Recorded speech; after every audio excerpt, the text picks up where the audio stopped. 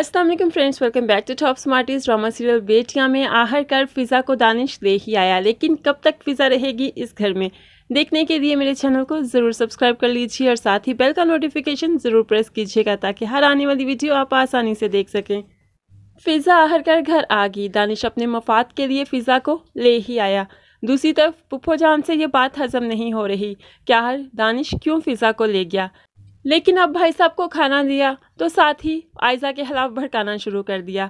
माँ भी बोल पड़ी, जो बेटियां एक दफ़ा घर की दहलीज पार कर देती हैं उन्हें घर में कैद करना बहुत मुश्किल हो जाता है, इसलिए इसकी चट मंगनी पट ब्याह का सोचो। अब तो पुप्पो ने झट से तस्वीर हाथ में थमा दी, ये देखिए भाईजान, इससे शादी कर दें। शुक्र करें कि ये आपकी आयजा से शादी करने के लिए तैयार है। भाईजान जब तस्वीर देखते हैं बहुत ही परेशान हो जाते हैं। आयजा को यूँ फेंकना तो नहीं है, आखिर बेटी है उनकी। वो तो सोच में पड़ गए। दूसरी तरफ डिनर का दिन भी आ ही गया, जिस दिन के लिए फ़िज़ा इस घर में आई थी। अब क्लाइंट्स बहुत ज़्यादा तारीफ़ करते हैं खाने की और साथ ही फ़िज़ा की भी। डिनर से फारिग होने के बाद दानिश तो टॉक फ़िज़ा से कह देता है, देखो मेरी तुम्हारे साथ कोई ज़ाती दुश्मनी नहीं, हमारा कोई ज़ाती मफाद तो है नहीं, लेकिन यही कि ये रिश्ता हम पर मुसल्लत किया गया। मैं इस रिश्ते के लिए तैयार नहीं था, मैं तुम्हें पसंद नहीं करता था, तो ये रिश्ता मैं नहीं निभा सकूँगा, इसलिए तुम्हें अपने घर वापस जाना होगा। फ़िज़ा वापस जाने के लिए घर की चौखट पर खड़ी है और साथ ही अपने बाप का ख्याल लाती है अपने जहन में कि कैसे बाप का सामना करूँगी। बाप ने तो बहुत खुशी खुशी विदा किया है एक बार फिर से, लेकिन वो ये सब कुछ सोचकर ही घर की दहलीज पार कर देती है।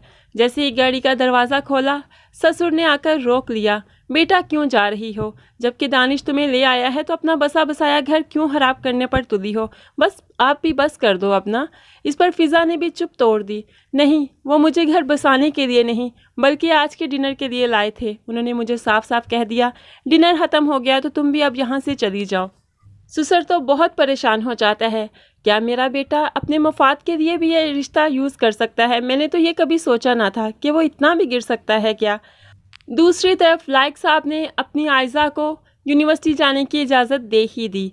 आयजा अब शर्मिंदगी का बोझ उठाए आंखें झुकाए यूनिवर्सिटी में एंटर होती है कि क्या जवाब देगी बाकी सबको कि इसकी तो शादी थी, अब क्या हुआ।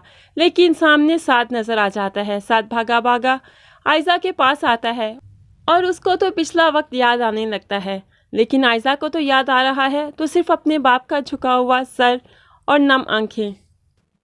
फ्रेंड्स, मुझे तो ऐसा लगता है इस पर फ़िज़ा का ससुर उसे घर से निकलने ही नहीं देगा, क्योंकि दानिश को बहुत मुश्किल से आमादा किया था फ़िज़ा को लाने के लिए। तो आपको क्या लगता है, क्या फ़िज़ा दोबारा से अपने बाप के घर चली जाएगी कि यहीं पर रह जाएगी? अपनी कीमती राय का इजहार कमेंट सेशन में ज़रूर कीजिएगा।